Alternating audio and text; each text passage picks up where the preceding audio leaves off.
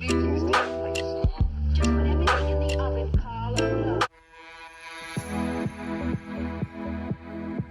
hello. My name is Viraj Das, and this project is for integration and innovation. So I hope the quarantine is treating you well. And I love this quote. The world is temporarily closed. Mostly I love it because I watched the Avengers movie, and in that Tony Stark said to the enemies that the Earth is closed today. It was pretty much humorous, so I like to put that. I know in these moments, this particular time, you may be bored, but as an artist, as an illustrator, as an animator, I came up with a story. But uh, let me give you good news. I came up with a picture book, which will show the events of the future pandemic, and I will explain in a simple way in a short story. So yeah, that's the story. So yeah, in a city with no problems. So I did this illustration with a future city, and it has no problems at all. They have overcome everything because of the old mistakes they did in past. But this time something bad happens, that there's a monkey in this city, and his toilet doesn't work, and he's a talking monkey. His name is Benji. I will introduce him afterwards.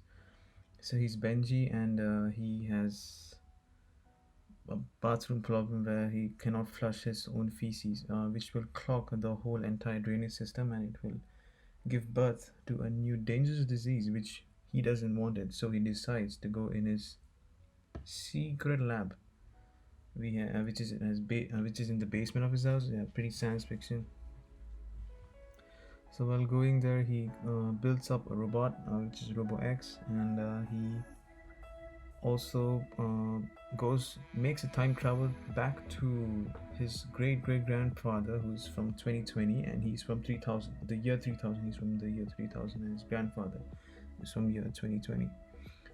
So he goes travel back to time to his grandfather, and the time he meets his grandfather, and he's very surprised, and his grandfather tries to protect himself, la di da di da.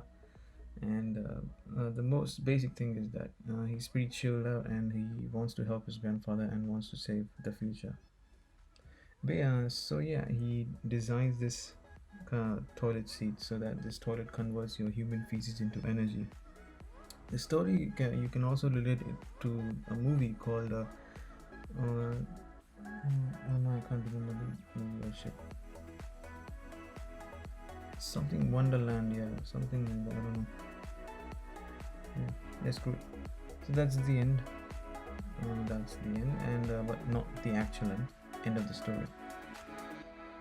So yeah, pandemic, yeah, pretty much lonely, but I need money. So for publication, I really want to pitch this idea to Mr. Bill Gates. I have followed his work since when I was a child, and I was very fascinated by him. I don't know his wife a lot, but his I think his wife opened the organization called the Bill Gates and Matilda Foundation. So in the World Toilet Expo, they went and they wanted to see, they held over a competition where they see how they build these kind of toilet seats. And you can also see over there that the illustration design of the future toilet is inspired by this model. Yes, it's true, because this model actually converts your human feces into, I think, cooking gas, electricity, and fertilizers for soil. So it's pretty cool, right? Yeah, but it's pretty much complex. So I made it very futuristic. You know how science fiction make it futuristic and stuff. So it's an illustrated book, so yeah, pretty much comic style, and yeah. And also WTO, World Toilet Organization. Yeah, this is a big group in Singapore, and this is Jack Sim, the founder of WTO. I really want to pitch this idea to them, so that they can show my idea to the world, because publishers might not get the story, but now everyone has gone through this quarantine phase, and everyone knows an importance of a pandemic. So it's pretty much dangerous in case of future pandemics, and in my book, how the monkey comes up with the solution is the key, and how he fixes the toilet. So it's an introduction to a new technology, to new future. So let's meet the character.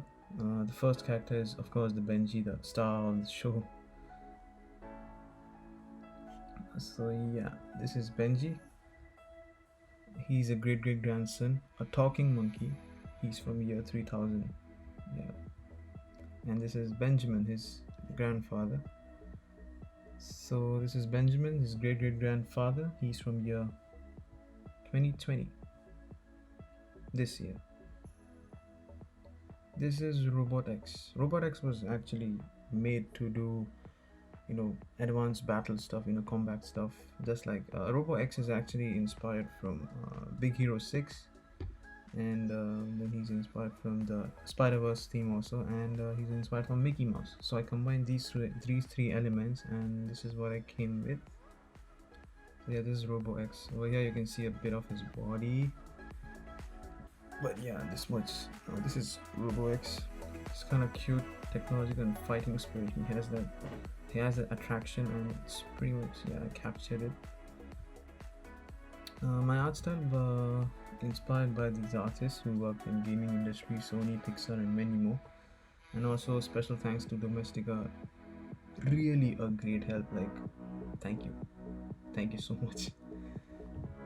And this is the one where you can see his name. I don't want to spell it because I will spell it Nacho, and it sounds funny, but yeah, he's I pay him a lot of respect. So yeah, please deal with me, bear with me. So yeah, pretty much like that. And yeah, so his work, he's basically a concept artist. So he has worked in Splinter Cell, Assassin's Creed. I didn't know that who created Assassin's Creed and Splinter Cell, so I was very fond of him. And when I saw his work, it's just amazing. And his brushes also make pretty much very easy to do stuff. So yeah, his classes are amazing. It's only about, now it's $19, so you must go to Domestika and see for his classes.